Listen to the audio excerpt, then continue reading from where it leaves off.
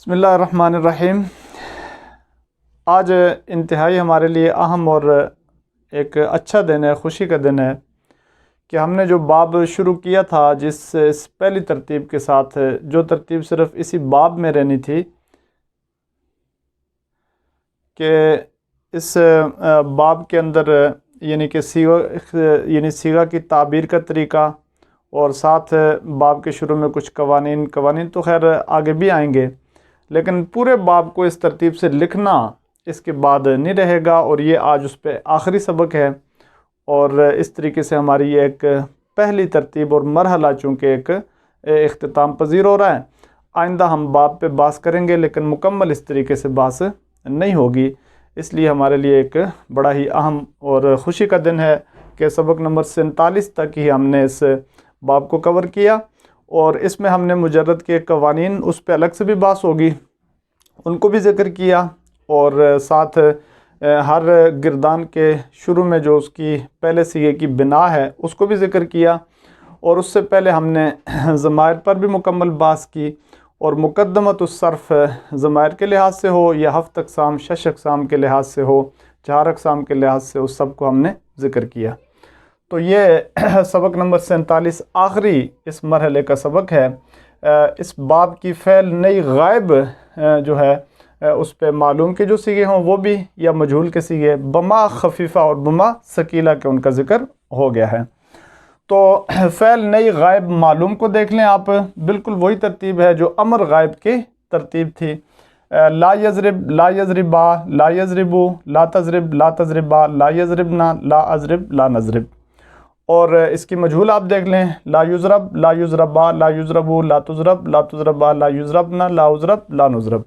ان کی بنا بھی ہم نے اس لیے ذکر نہیں کی کہ جہد میں بتا دیا تھا کہ چونکہ جہد میں تو اکٹھے صیغے ہیں، امر اور نہی میں مخاطب کے صیغے الگ ہو جاتے ہیں، پیچھے غائب اور متکلم رہ جاتا ہے، ترتیب وہی باقی رہتی ہے کہ کچھ صیغوں سے حرکت چلی جاتی ہے، کچھ صیغوں سے نون رابی، اور 2 صیغے جو ہوتے ہیں جمع مؤنث کے وہ اپنے حال پہ قائم رہتے ہیں۔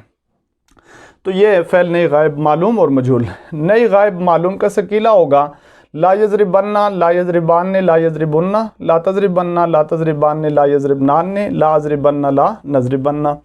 اور مجہول پہ آ جائیں، فعل نئی غائب مجہول کا ثقیلہ لا یضربن، لا یضربان، لا یضربن، لا تضربن، لا تضربان، لا یضربنان، لا اضربن، لا نضربن۔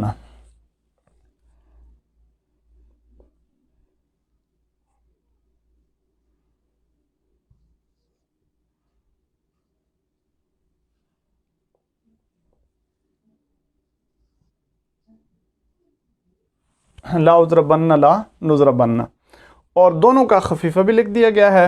نئی غائب معلوم کا خفیفہ مؤکد بانون تاکید خفیفہ لا یضربن، لا یضربون، لا تضربن، لا اضربن، لا نضربن، اور فعل نئی غائب مجہول مؤکد بانون تاکید خفیفہ لا یضربن، لا یضربون، لا تضربن، لا اضربن، لا نضربن۔ صیغوں کی ترتیب بھی وہی ہے کہ جب جو امر غائب جو معلوم مجہول میں ذکر کر دی گئی تھی کہ 8 صیغے ہیں، 8 میں سے 6 غائب کے ہیں، واحد مذکر غائب، تثنیہ مذکر غائبین جو خفیفہ اس پہ نہیں آ رہا، جمع مذکر غائبین، واحدہ مؤنث غائبہ، تثنیہ مؤنث غائبتین بھی خفیفہ میں نہیں ہے، اور باقی پچھلی دونوں گردانوں میں موجود ہے، اور جمع مؤنث غائبات بھی خفیفہ میں نہیں ہے، اور واحد متکلم مال غیر۔ یہی ترتیب جو اوپر ذکر کی گئی ہے وہ نیچے بھی اسی ترتیب سے ہوگی۔ فعل نئی غائب مجہول کے جو صیغے ہیں، ثقیلہ بھی پورا، اور اصل گردان بھی، اور خفیفہ کے کچھ صیغے۔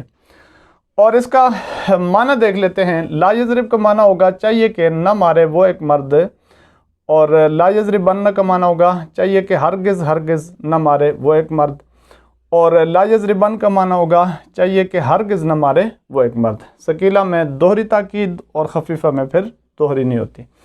اور لا یضرب کا معنی ہوگا کہ چاہیے کہ نہ مارا جائے وہ ایک مرد، اور لا یضربن چاہیے کہ ہرگز نہ مارا جائے وہ ایک مرد، اور لا یضربن چاہیے کہ ہرگز نہ مارا جائے وہ ایک مرد۔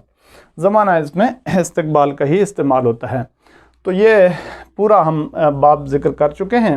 آئندہ 2 اسباق میں ہم اس باب سے متعلق جو صیغے ہیں اور صیغہ کو حل کرنے کا طریقہ اس کا ذکر کریں گے، اور اس کے بعد ایک جو 50واں ہمارا سبق ہوگا اس کے اندر ایک پوری نظر ہم ڈالیں گے جو ہم نے مجردات کے قوانین پڑھے ہیں ان پر، اور اس کے بعد انشاءاللہ زندگی رہی تو پھر اگلے ابواب شروع کریں گے۔ السلام علیکم ورحمۃ اللہ وبرکاتہ۔